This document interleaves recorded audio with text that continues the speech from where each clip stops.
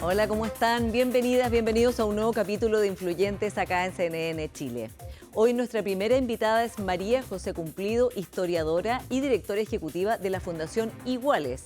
Y luego tendremos a Carlos Peña, rector de la Universidad Diego Portales, y con él conversaremos de los desafíos que están enfrentando las universidades en Estados Unidos y del futuro de las humanidades. Parte entonces Influyentes. María José, muy bienvenida al programa. Muchas gracias por la invitación. Bueno, vamos a partir hablando de tu nuevo libro, en que cuentas la historia de las sufragistas, ¿no? Una mirada a las sufragistas chilenas y la lucha que tuvieron porque todas las chilenas pudiéramos votar, ¿no? Sí. Una lucha que es bastante reciente y que quiero partir preguntándote por el hoy. En un momento en Chile parecía que había muchos avances, ¿no? Estaba la paridad, que era como ya puesta como un piso, ¿no?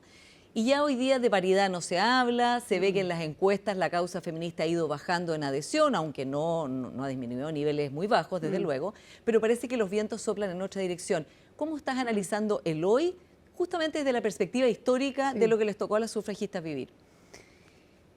Yo te diría que en la historia del movimiento feminista ha sido común un avance importante, sustantivo, y luego un retroceso o un silencio o una opacidad.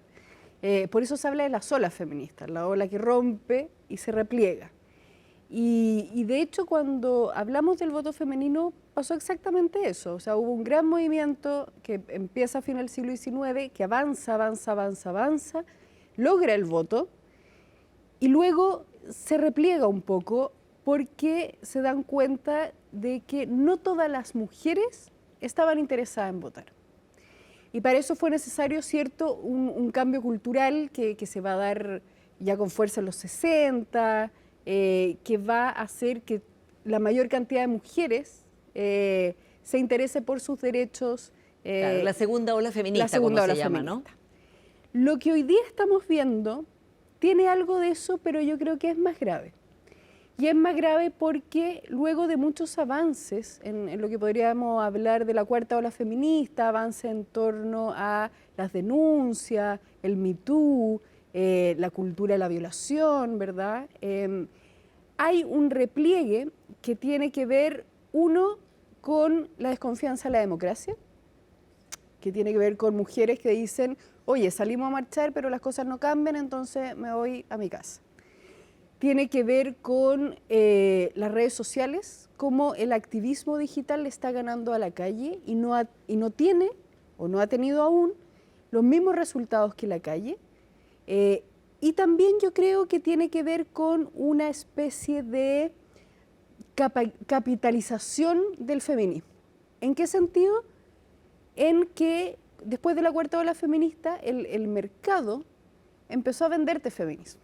Te empezó a vender el futuro feminista en una polera que probablemente lo hacían mujeres en Bangladesh, en pésimas condiciones de vida. Te vendió todas estas películas en versión mujeres, ¿verdad? Ocean Eleven, que los cazafantasmas. Pero eso como que transformó de alguna manera o nos atontó a todas para terminar siendo consumidoras de feminismo y no activista.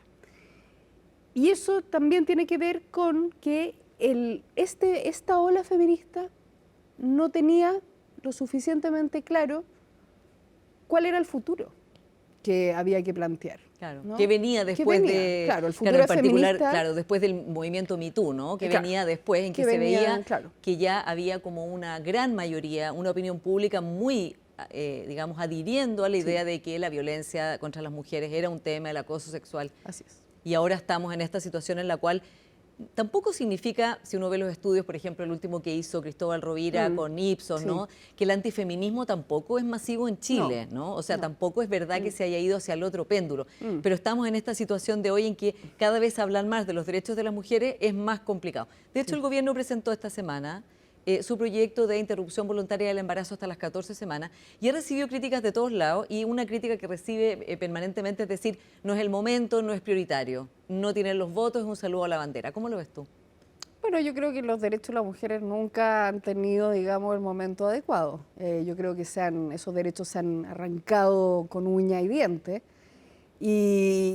Pero el problema que tiene el gobierno es que los votos para un aborto legal no están en ninguna de las cámaras, digamos. Yo creo que ese es el problema. Y otro problema tiene que ver con, yo te diría, cierta rendición del gobierno a hablar temas más allá del feminismo, temas, por ejemplo, de diversidad sexual. Sí, eso te iba a preguntar como directora ejecutiva de la Fundación Iguales, ¿cómo ha sido el vínculo con el gobierno? Pensando sobre todo que había mucha expectativa, evidentemente por ser el primer gobierno feminista, un gobierno que además digamos, el apoyo a las diversidades sexuales era parte de su programa, de su ethos, podríamos decir. Y también porque el gobierno anterior, el gobierno del expresidente Piñera, tuvo dos hitos muy importantes para las diversidades sexuales, como son el matrimonio igualitario y la ley de identidad de género. O sea, dejaron la vara bastante alta, pese a que a lo mejor no se esperaba de un gobierno de centro-derecha como fue el del presidente Piñera. Sí, eso es lo curioso, porque efectivamente el programa del presidente Gabriel Boric, yo te diría que el programa más ambicioso respecto a los derechos de la diversidad sexual en múltiples aspectos, ¿verdad? Desde la discriminación, que es lo más conocido, pero también respecto a el acceso a vivienda, a salud, acceso a derechos básicos. Sin embargo, es el gobierno que menos ha avanzado desde Ricardo Lagos, ¿no? O sea, volvimos al 2000 y algo. Y eso tiene que ver con uno de los grandes errores del gobierno, que fue esperar el supuesto apruebo, que nunca pasó, para hacer los cambios. Del primer proceso constitucional. Así es. Yo creo que si las leyes que están pendientes, como la reforma a la ley antidiscriminación, por ejemplo, se hubiera tramitado el primer año, se hubiera aprobado. Esperaron mucho. Y otro problema que tienen, obviamente, es la minoría en ambas cámaras. Pero un tercer elemento es que yo creo que estos temas para el gobierno ya no son prioridad, porque la prioridad la pusieron en seguridad, ¿verdad? En los temas que tuvieron, ¿no? Que tuvieron que construir, porque no eran temas propios de Apruebo Dignidad. Y ahí empezó una relación tensa con el gobierno, de colaboración, por supuesto, pero tensa, porque no han puesto prioridad en temas relevantes como son la discriminación, temas como el bullying en los colegios para niños de la diversidad sexual, que para mí y para la Fundación Iguales son temas de calidad de vida y también son temas de seguridad.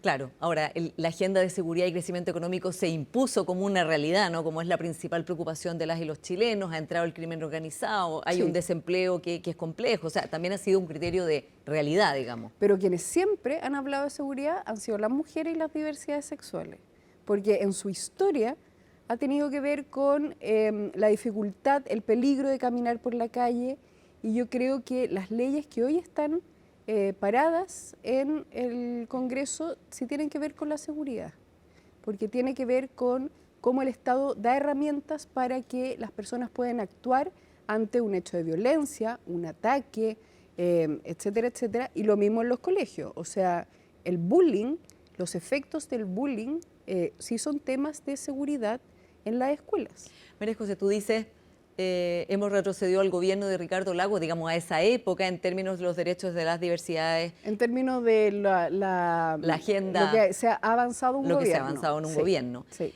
Me imagino que desde la Fundación igual han tenido diálogo con el gobierno, ¿no? Porque, como decías tú, es parte de lo que se esperaba también de este gobierno, con un sello muy particular en esta materia.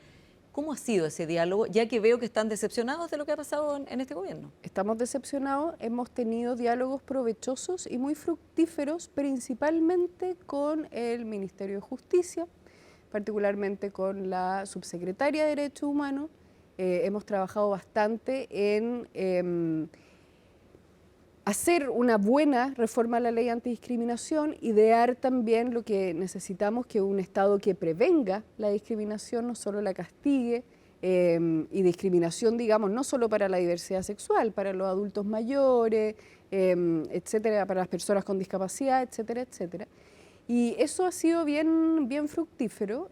También hemos conversado bastante con el Ministerio de Educación para ver el tema de la convivencia escolar, del bullying con el colegio, y con MinSal también hemos tenido que conversar respecto, por ejemplo, a los programas de acompañamiento para personas trans. Sí. Y si bien la Fundación ha sido sumamente colaborativa, efectivamente estamos decepcionados por el nulo avance, por así decirlo. Y vamos a hablar del programa PAIC, ¿no? De acompañamiento a los niños y niñas trans. Pero antes quiero que volvamos a este momento que hay ahora como de repliegue o retroceso, o no sé, como quiera llamarse, de los avances tanto del feminismo como de las diversidades sexuales.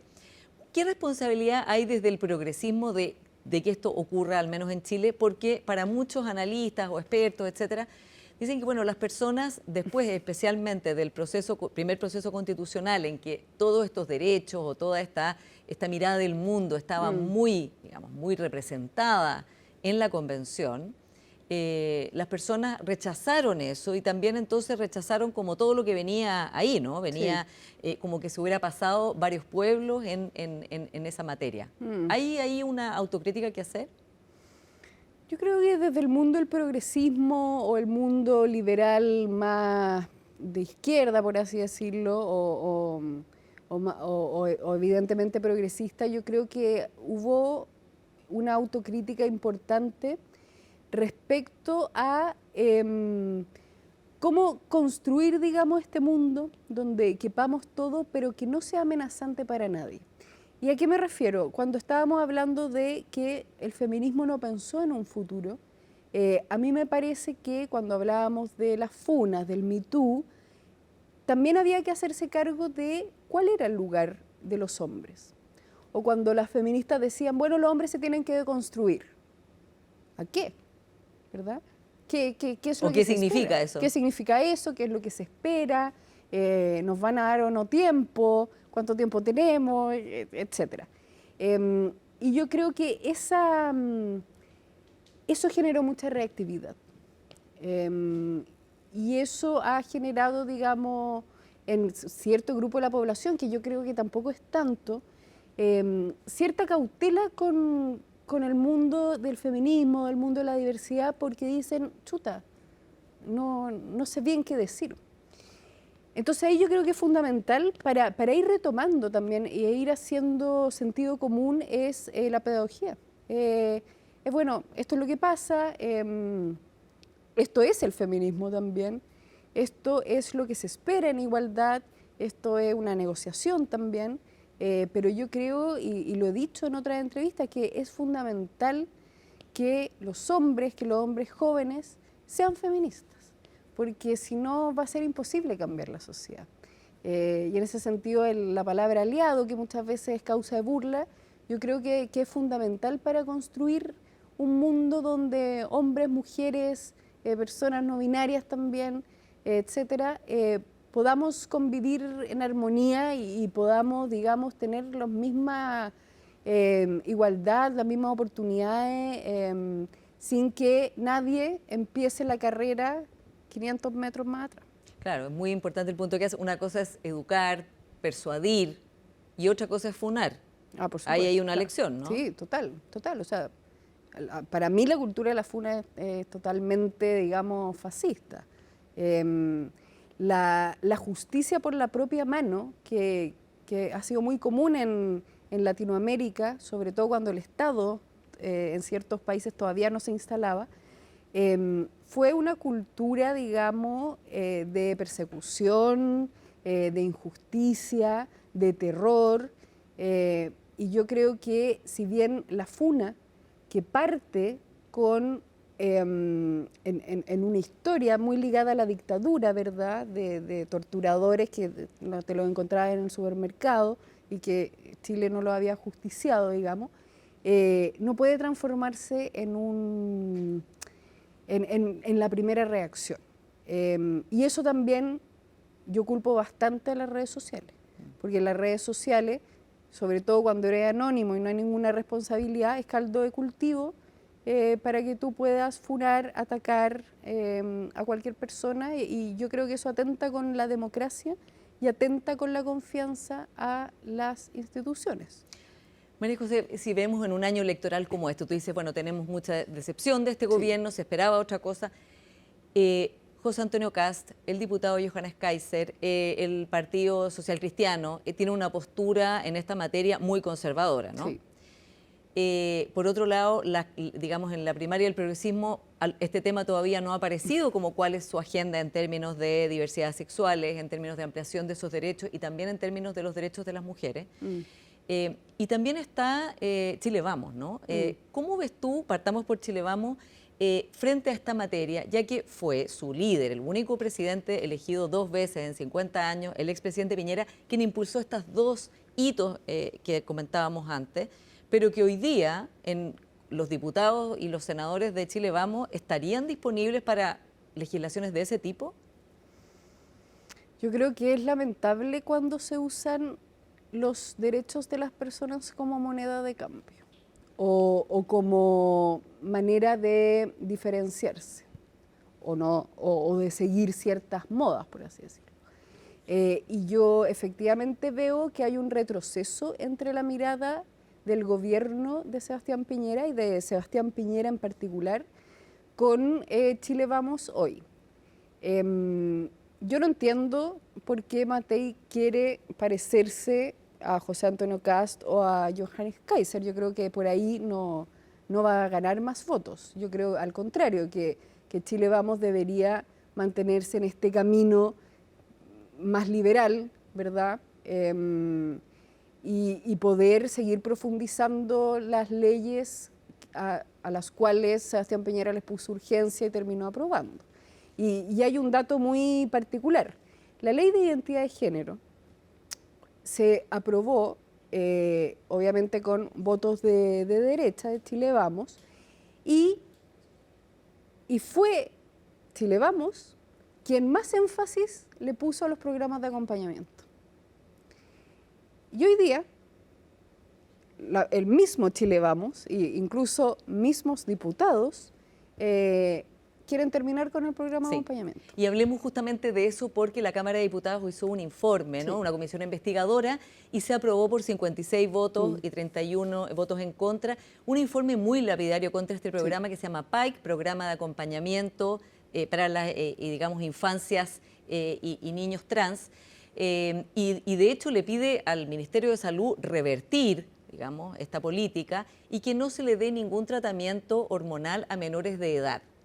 Un tema muy controvertido en todo el mundo, por supuesto que se está discutiendo, que hay un famoso informe, el informe Kast, que también ha generado polémica, pero está el tema hoy día de decir, bueno, cómo se protege a niños y niñas, porque evidentemente cuando son menores de edad tienen un estatus de protección legal distinto y porque puede cambiar de opinión, ¿no?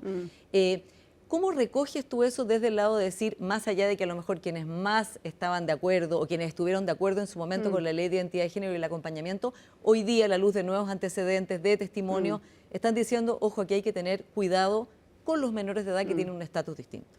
Mira, a mí el informe cuando lo revisé me parece muy peligroso porque es totalmente anticientífico. No toma la evidencia internacional.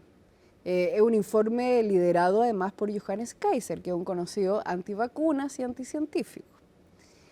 Y ahí en el informe lo que lo hace peligroso es que hace que políticos tomen decisiones de salud que le corresponden a las familias y a los médicos, ¿no?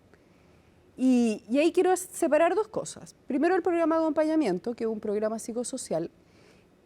A mí, si un niño tiene dudas respecto a su identidad, el Estado tiene que ofrecerle un acompañamiento para que vaya descubriendo esa identidad, sea trans o no sea trans, o negarle cualquier ayuda, que lo que termina pasando es que solo las familias que pueden pagar acompañamiento acceden a ello.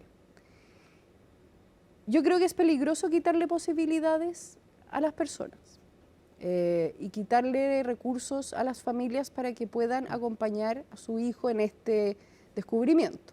Pero tiene que ser a la par con los padres, ¿no? O sea, Por los supuesto. padres también tienen algo que decir, que fue parte Claro. de la crítica, ¿no? De que podían incluso niños o niñas trans, digamos, iniciar tratamiento o en el fondo iniciar este acompañamiento sin que los padres supieran o sin que los padres quisieran. Es que eso es falso, no hay ningún niño o niña en el programa de acompañamiento que no vaya con sus padres, con su tutor, digamos, legal. Ya. O sea, van todos acompañados. Y de hecho no hay ninguna queja en el sistema de padres o madres, ¿verdad?, respecto a este programa de acompañamiento. Yo creo que también es muy bueno que vayamos escuchando, ¿verdad?, esas familias y cómo ha sido ese acompañamiento.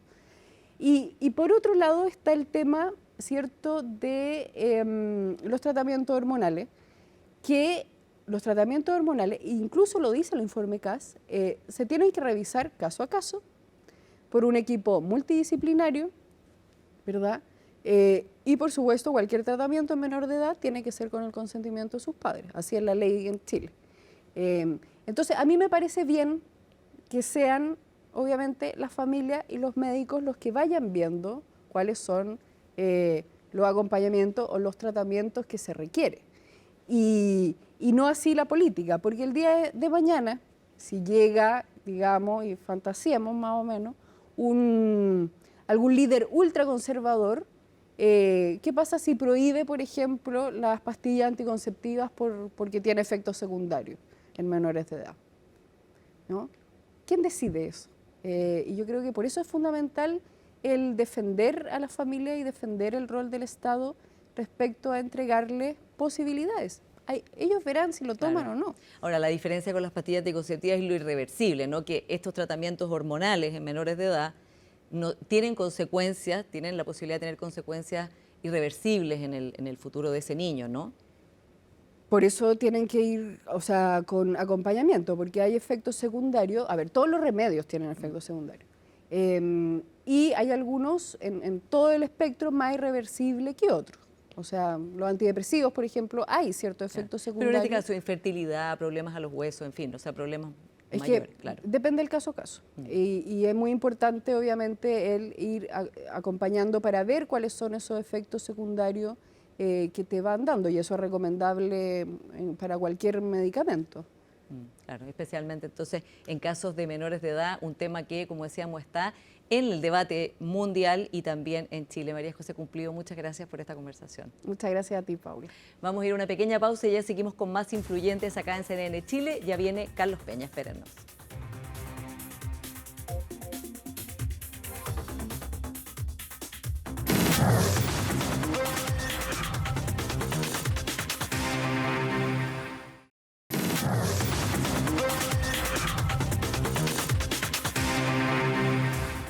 Ya estamos de vuelta con nuestro siguiente invitado, Carlos Peña, rector de la Universidad Diego Portales. Muy bienvenido a Influyentes. Bueno, muchísimas gracias por invitarme. Bueno, Carlos, tú vienes llegando del Congreso LASA, que es el Congreso de Estudios Latinoamericanos más grandes del mundo, que se realizó en San Francisco, y que este año pasó que tres investigadores chilenos no pudieron entrar, se les denegó la visa de entrada, y que esta es una situación que se está repitiendo en el mundo académico, también con otras personas de Chile, y que está creando como también mucho temor al interior de las universidades, además de los ataques que ha hecho el presidente Trump hacia universidades particulares. Partamos hablando de cómo está el ambiente que tú pudiste vivir en San Francisco en esta conferencia. Bueno, la conferencia reunía más bien a, decenas, cientos, miles de personas, realmente todas dedicadas a las humanidades o las ciencias sociales. Y claro, había un cierto ambiente de temor, más bien la sospecha que el poder político y el poder económico en general tenía bajo acoso a las humanidades y a las ciencias sociales, tanto restringiéndolas los recursos de que disponían, como poniendo cortapisas o estableciendo sanciones severas a la expresión que los cultores de esa disciplina ejercitaban. Y todos ellos entendieron que aquellos casos en que se les prohibió la entrada y se les canceló la visa a los académicos, bueno, era una forma de amenaza, ¿verdad?, de coerción respecto de la posibilidad de ejercitar las humanidades y ejercitar libremente el pensamiento crítico, que es lo que los universitarios hacen. Ahora, en un país caracterizado por la libertad de expresión, lo que está en su constitución, ¿cómo se puede conjugar o integrar esto de que ahora los académicos dentro de Estados Unidos y también los que van a Estados Unidos estén con miedo y revisando sus redes sociales o lo que han escrito para poder entrar o no a ese país? Bueno, tal vez lo primero que habría que decir es que Nicanor Parra tenía razón en uno de sus artefactos, que tú seguramente lo recuerdas. Dice, Estados Unidos es el país donde la libertad es una estatua, ¿no? Queriendo él decir con ello que Estados Unidos había reducido la libertad, por supuesto lo decía en los años 70, al ejercicio meramente retórico de la libertad, pero no al ejercicio de una libertad efectiva. En el caso de lo que hoy día ocurre en Estados Unidos, lo que está pasando en realidad es como consecuencia, claro, del conservadurismo que se hizo del Estado, una gigantesca desconfianza hacia las humanidades. Se ve en las humanidades un ejercicio de superchería, de ideología, de una pantomima de conocimiento, debajo de la cual lo que habría serían móviles políticos estúpidos, defensa de simples minorías que atentan contra el espíritu nacional, digamos, ¿no? Esta mirada respecto de las humanidades, que no es privativa, claro, de los Estados Unidos ni privativa de Trump, se ha agudizado en estos días, claro está, y es probable que eso esté estableciendo esta atmósfera amenazante, inhibitoria, del ejercicio libre del discurso y del pensamiento en los Estados Unidos. Y vamos a hablar justamente de las humanidades porque fue la ponencia que te invitaron a ti a dar en este congreso. Pero antes de eso hablemos de las universidades, ¿no? Que están hoy día en una situación sin precedentes en su historia en Estados Unidos. Y ha habido distintas reacciones, pero tenemos dos paradigmáticas, ¿no? Por un lado, primero la Universidad de Columbia, que cuando recibe todos estos ataques y requerimientos del gobierno de Donald Trump, decide cómo, digamos, agachar el moño, como decimos en chileno, claro. Y entonces tiene una reacción muy fuerte de parte de sus académicos, de sus estudiantes, ¿no? Y tampoco le resulta porque, de cualquier manera, las medidas contra Columbia siguen adelante. Y por otro lado está Harvard, que decide resistir este embate e incluso demandar a Donald Trump y litigar contra él, a pesar de que cada día está recibiendo más noticias de más recursos que le están recortando. ¿Con cuál, digamos, cuál es la importancia de las decisiones que han tomado los liderazgos de Columbia y Harvard? Y me imagino que tú te identificas más con lo que ha hecho Harvard. Sin ninguna duda. Tal vez para evaluar, por decirlo así, y comparar las diversas reacciones que en uno y otro caso hubo, habría que recordar una frase que Kant puso en la Metafísica de las Costumbres. En un párrafo estupendo, Kant, a propósito de otra cosa, pero es relevante lo que voy a citar, dice, en este mundo las cosas tienen precio o tienen dignidad, ¿no? Y la universidad, creo yo, tiene dignidad. Necesita dinero, por supuesto que sí, las universidades necesitamos recursos para poder cultivar lo que hacemos, para atesorar la cultura, para transmitirla. Pero nada de eso debiera llevar a que las universidades pierdan su dignidad, que radica ante todo, creo yo, en la vocación que las anima o que debe animar a cada uno de sus miembros de ejercer el pensamiento crítico, ejercer la independencia crítica hasta el límite de sus posibilidades sin temor alguno, ¿no? Eso es lo que hace digna a las universidades. A la hora que los universitarios abdican, renuncian a eso por temor a que les aminoren los recursos, por temor a la coacción, etcétera, están dejando de ser universitarios. Ha ocurrido muchísimas veces, Paula, en la historia, que las universidades han estado bajo acoso, ¿no? Lo estuvieron en los estados totalitarios, lo estuvieron o lo están todavía en estados autoritarios. En el mismo origen de la universidad moderna se ejerció censura. Federico ejerció censura contra Kant, nada menos en la época, en los inicios de la universidad, pero siempre los genuinos universitarios no se han dejado doblegar, ¿no? Porque a la hora que la universidad abdica, renuncia por miedo, por interés o por lo que fuera, abdica de su quehacer más propio, que es someter a reflexión y a crítica todo lo que ocurre en su entorno, bueno, se transforma en una escuela técnica, en el departamento de estudios de una empresa, pero deja de ser universidad. Las universidades son, tal vez sería bueno reiterar esto, de todas las instituciones de la sociedad moderna, miremos la sociedad moderna, la única que hace de la reflexividad del quehacer crítico su vocación más propia y más íntima. O sea, Harvard si por un momento suprimimos las universidades del panorama cultural, ¿con qué nos quedamos? Con la técnica, con la entretención, pero la reflexión radical acerca de lo que somos, de lo que esperamos, acerca del poder desaparecería. ¿Harvard debe resistir aunque esté en riesgo de quebrar con todo lo que está haciendo Trump? Bueno, yo no tengo duda que no quebraría Harvard porque tiene muchísimo dinero, pero yo no tengo ninguna duda que aún a riesgo de eso debieran resistir, sí. Sin duda alguna. Sí, y eso es como lo que está en juego, ¿no? Y para todas las otras universidades. Claro, porque si por un momento uno piensa, pensemos esto, hagamos un poco de ficción.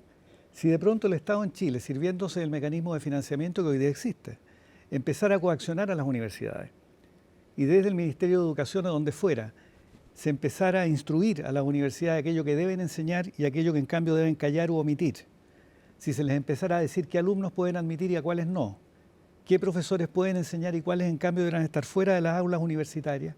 Si ocurriera eso, bueno, no valdría la pena ser universitario, ¿verdad? Entonces solo habría que resistir, así con ello se arriesgara todo. Yo sobre eso no tengo la menor duda. Vamos a las humanidades, porque como decías en tu ponencia, Carlos, están desafiadas o atacadas desde dentro y desde fuera. Desde fuera está toda esta crítica que ha encarnado Donald Trump, pero no solo él, porque también es la crítica de Víctor Orbán, ¿no? Sí. Probablemente el primero de todos estos liderazgos y que de hecho cerró la Universidad Centroeuropea, ¿no? Y tuvo que trasladarse, no aceptó que esa universidad dirigida por un gran liberal como Michael Ignatieff funcionara allí. Exacto. Diciendo que son antros de wokismo, ¿no? Un concepto que hoy día también ya pareciera no tener borde, ¿no? Sí. Y que entonces están yendo contra los intereses de la patria, de la nación, contra la familia. Esa es como la primera crítica o ataque frontal que Donald Trump y Víctor Orbán han hecho directamente, sí. Han actuado sobre eso. Exacto. Bueno, esa es una vieja queja, ¿eh? Piensen ustedes que las humanidades, lo que hoy día llamamos humanidades, es un conjunto de disciplinas que reúne desde la filología, digamos, hasta la filosofía, pasando por el arte, la música, la arquitectura, etcétera, y de la cual se desprendieron lo que hoy día llamamos ciencias sociales. Pero las humanidades siempre han estado expuestas a la crítica, ¿no? Han vivido momentos cruciales en la segunda mitad del siglo XIX, cuando el positivismo rampante mostró prodigios tecnológicos, las humanidades parecían una tontería. Lo mismo ocurrió durante el siglo XX, ¿eh? Hoy día, claro, la sospecha que se siente sobre la humanidad es distinta, porque históricamente se había devaluado, se ha mirado con desdén, desdeñosamente a las humanidades, diciendo que eran incapaces de hacer nada a la altura de los prodigios de la técnica, ¿no? En cambio, hoy día el reproche es otro. Se dice, no, las humanidades en realidad son una superchería. Detrás de esa palabrería de los críticos literarios, de los historiadores, de los filósofos, no se esconde nada, más que intereses espurios, tonterías, modas de última hora. Este es el ataque que se efectúa, ¿no? ¿Verdad?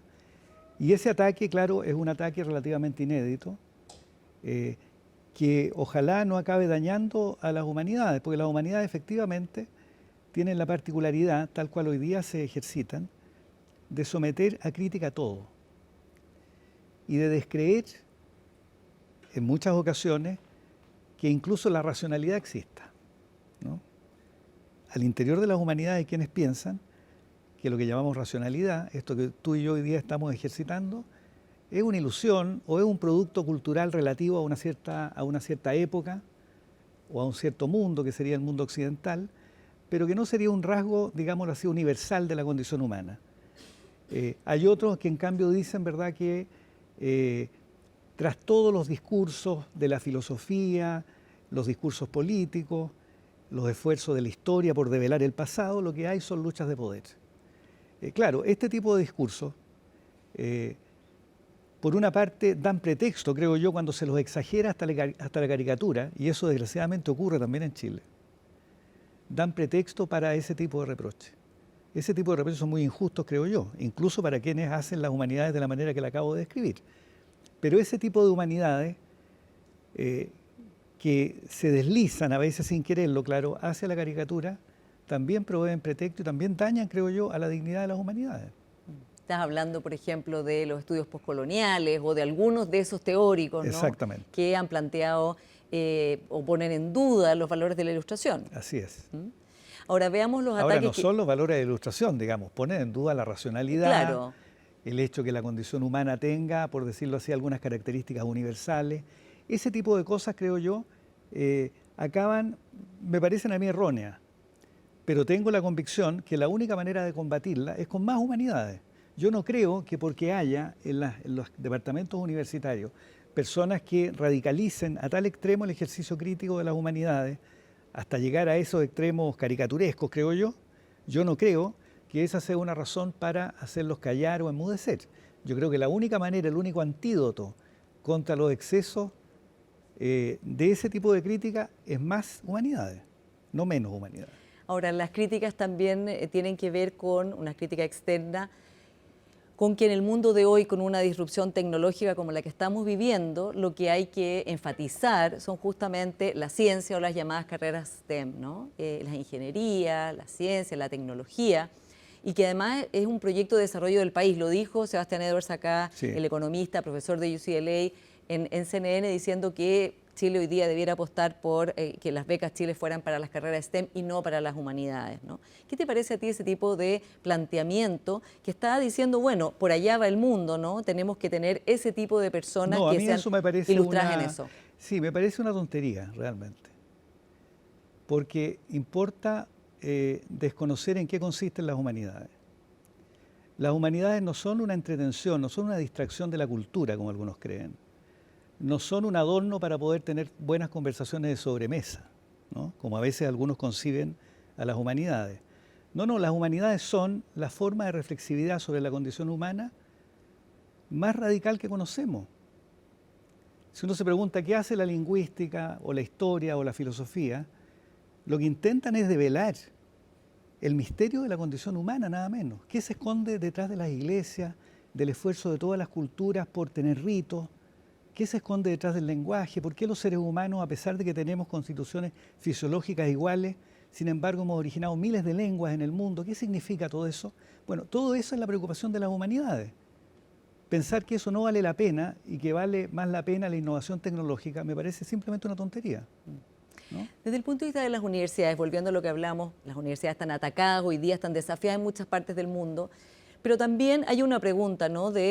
Bueno, en este mundo tan cambiante en que experimentamos disrupciones tecnológicas muy importantes, erosión democrática por otro lado, liderazgos del tipo de los liderazgos populistas radicales como los que hemos conversado. ¿Cuál es el rol de una universidad? ¿Qué es lo que debe enseñar a sus alumnos? ¿A qué debe propender?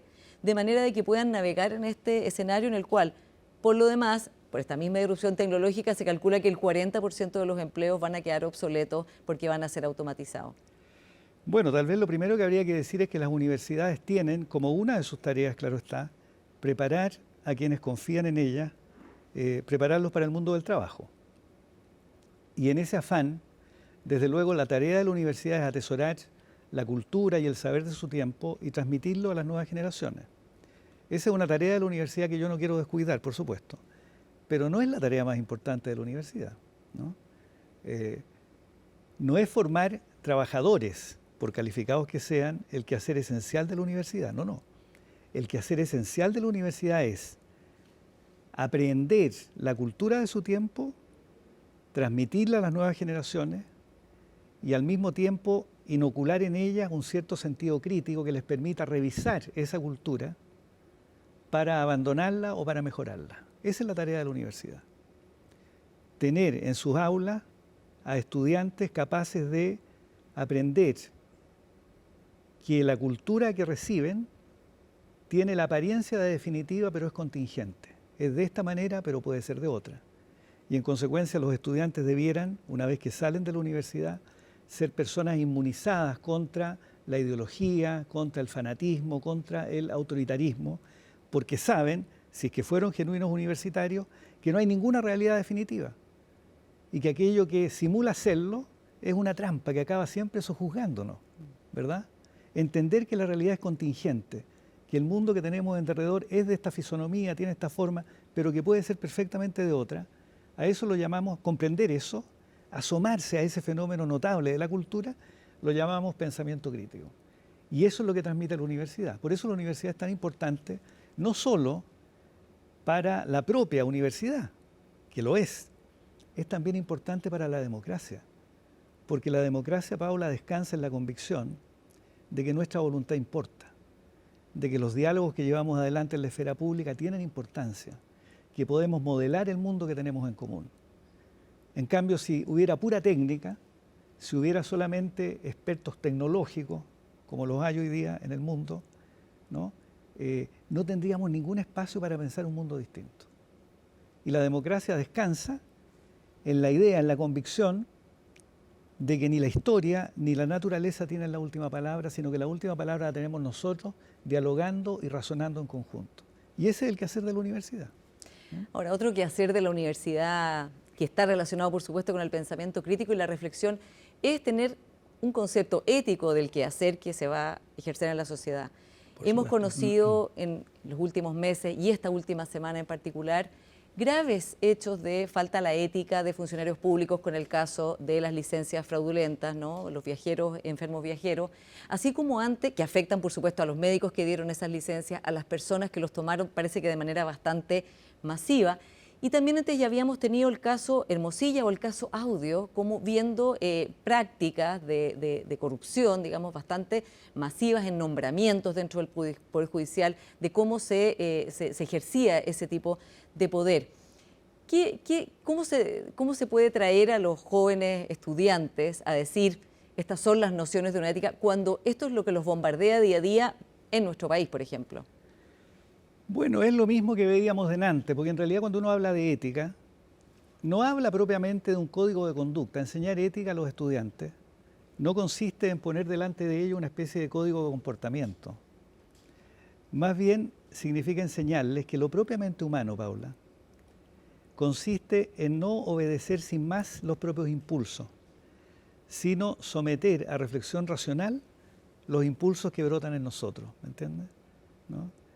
Aristóteles, en El movimiento de los animales, que es un gran texto muy breve, que ha llegado hasta nosotros, compara el silogismo, la manera de razonar, dice Aristóteles, del animal y del humano. Y Aristóteles dice, bueno, el animal siente un impulso, una pulsión, un deseo, y lo ejecuta. Tiene hambre, ve algo para comer y come. El humano, en cambio, tiene un impulso, un deseo, ve que lo puede satisfacer, pero entre ambas premisas interpone una pregunta: ¿debo hacerlo? ¿Verdad? Entonces, este momento reflexivo respecto del propio impulso, respecto del propio deseo, es lo que llamamos comportamiento ético, ¿no? Entonces, comportarse éticamente quiere decir no ser esclavo simplemente de los deseos que brotan en mí, sino tener la capacidad de buscar el asentimiento racional antes de obrar, antes de actuar, ¿no? Esa es una persona ética, ¿no? Por eso la ética no consiste en divulgar un comportamiento de conducta, estoy seguro que algo así sería inútil, sino más bien enseñarle a las personas a que obrar bien significa obrar racionalmente, reflexivamente. Como le digo a los alumnos, de pronto, usted puede tener deseos de consumir droga, pero si a usted le basta para actuar, sentir un deseo, usted se está comportando como un animal. Un ser humano no cede al deseo necesaria e inevitablemente, sino que una vez que el deseo brotó en él, se pregunta, ¿es correcto que lo siga? ¿Es correcto hacer aquello que quiero hacer? No basta querer algo para que eso sea correcto. En cambio, lo que vemos en estos casos que tú has citado son casos en que hay una línea inmediata y directa, sin asentimiento racional, entre lo que me conviene o quiero hacer y aquello que hago, ¿verdad? Bueno, y una estructura que parece que lo permite, ¿no? Porque la masividad de los casos de las licencias, por ejemplo, por supuesto, ¿no? Está mostrando que también aquí había algo más que solo personas que tenían un deseo de viajar y no tenían vacaciones y usaron este sistema, ¿no? Bueno, también, claro, hay un cierto desprestigio de las reglas, un cierto desprestigio de las instituciones, pero en materia ética no hay nada que sustituya la convicción de que obrar bien no significa seguir una pauta conductual, sino que significa obrar racionalmente, ¿no? Sí. Estamos en un año electoral, Carlos. La experiencia que has tenido yendo a este congreso en Estados Unidos, o lo que pasó allí, ¿no? Ilustra los problemas que están viviendo la institución universitaria en un país tan importante como Estados Unidos, así como otros están viviendo problemas, como decíamos en la Hungría de Orbán, o Milei con problemas con los periodistas, ¿no? que han sido amenazados, en fin. En distintas partes del mundo estamos viendo este tipo de liderazgo que están desafiando instituciones básicas para la democracia liberal. ¿Qué debiera tenerse en cuenta en este año electoral, en este momento electoral en Chile, tomando como punto de referencia lo que está pasando en el mundo? Bueno, yo diría, para decir algo así directamente, yo diría que la ciudadanía consciente y reflexiva debiera tener en cuenta que en el momento político inmediato en Chile no se trata de escoger a este o aquel candidato. De lo que se trata es de elegir entre quienes abrazan la democracia liberal, creen en la autonomía personal, creen que los derechos fundamentales son límites insalvables para el Estado, y aquellos que en cambio proclaman ideales iliberales y creen que los derechos fundamentales pueden ser sacrificados, por ejemplo, a toda costa para proteger la seguridad. Me parece a mí que la línea que divide la elección que tenemos ahora por delante es exactamente esa. No tanto la individualidad de los candidatos, porque Chile yo creo que tiene un margen relativamente estrecho de modificación y de política. Más bien lo que hay que elegir es entre la democracia liberal, los derechos fundamentales, las libertades personales, el respeto irrestricto de la ley, el ejercicio ascético de los cargos públicos, y la democracia iliberal, es decir, aquellos que piensan que ningún precio es demasiado alto para alcanzar la seguridad y que en consecuencia uno podría sacrificarlo todo instituyendo como valor supremo la seguridad. Este es el problema que tenemos hoy día en Chile. ¿Y quiénes están promoviendo o estarían en la línea, al otro lado de esa línea que acabas de decir, de la democracia iliberal? Sí, yo creo que del lado de la democracia liberal, no tengo duda que está Matei, con defectos y todo, y Toa con defectos y todo. Del lado de la democracia iliberal, no tengo ninguna duda que está Kaiser, y tampoco tengo duda que está Kast, con mejores modales, con mejores pretextos, pero él también, creo yo, se desliza inevitablemente hacia allá. ¿Los demás candidatos de la primaria del oficialismo? Bueno, Jara, Winter, Mulet. Janet Jara no es una demócrata liberal, sin ninguna duda, ¿no? Mulet, desgraciadamente, debe tener grandes ideas, pero las disimula con tal talento que yo no he alcanzado a conocerla. Carolina Toá no tengo duda que es una demócrata liberal. ¿Gonzalo Winter? Gonzalo Winter, a mí me parece, ¿cómo decirlo? Una persona entusiasta, encendida, pero con ideas demasiado básicas, sin una elaboración suficiente de lo que cree o aspira. Me parece una persona elocuente, sin duda, es bastante elocuente, lo vamos a ver con toda certeza en los debates de la primaria, pero escaso de ideas, creo yo, realmente.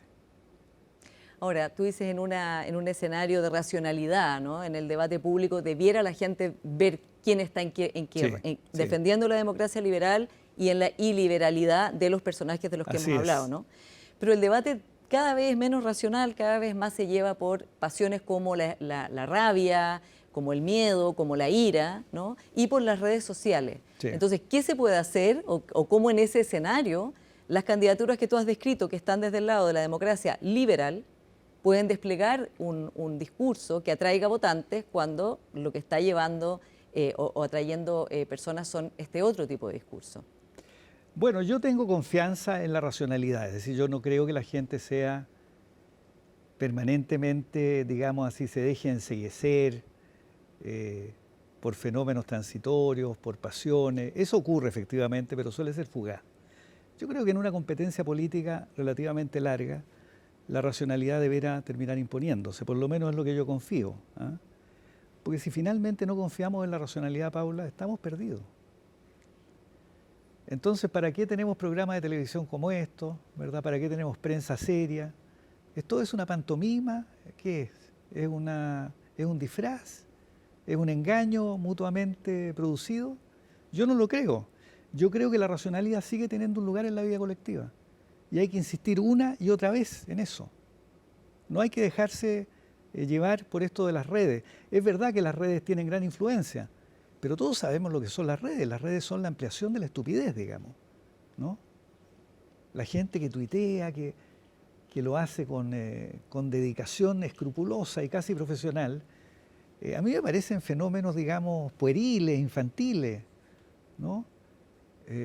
¿Cómo alguien va a poder creer que ideas sensatas, bien pensadas, bien madurecidas pueden decirse en una red social como esa, intercambiando a veces insultos meramente estomacales? Esas son las redes, ¿no? ¿Tienen influencia? Por supuesto que sí, pero el deber de quienes creemos en la racionalidad y creemos en las virtudes relativas y todo de la ilustración, bueno, nuestro deber es insistir una y otra vez y predicar una y otra vez que la racionalidad importa. Si no, ¿qué le digo a los estudiantes? ¿Les digo que no importa la racionalidad? Cuando hago clases todos los días, que me paro frente a ellos y les digo, mire, lo que yo voy a enseñar es un engaño, no sirve porque cuando usted salga a la calle nada de esto importa. No, por el contrario. Les digo que no, lo que ocurre afuera, en las redes, en los barullos cotidianos, en la maledicencia, eso no vale la pena. Lo que vale la pena es el diálogo racional, reflexivo. Ese es el deber que pesa sobre los universitarios, ¿no? Carlos Peña, muchas gracias por esta conversación. No, muchas gracias a ti por invitarme. Y a ustedes, como siempre, muchas gracias por su sintonía y nos encontramos la próxima semana.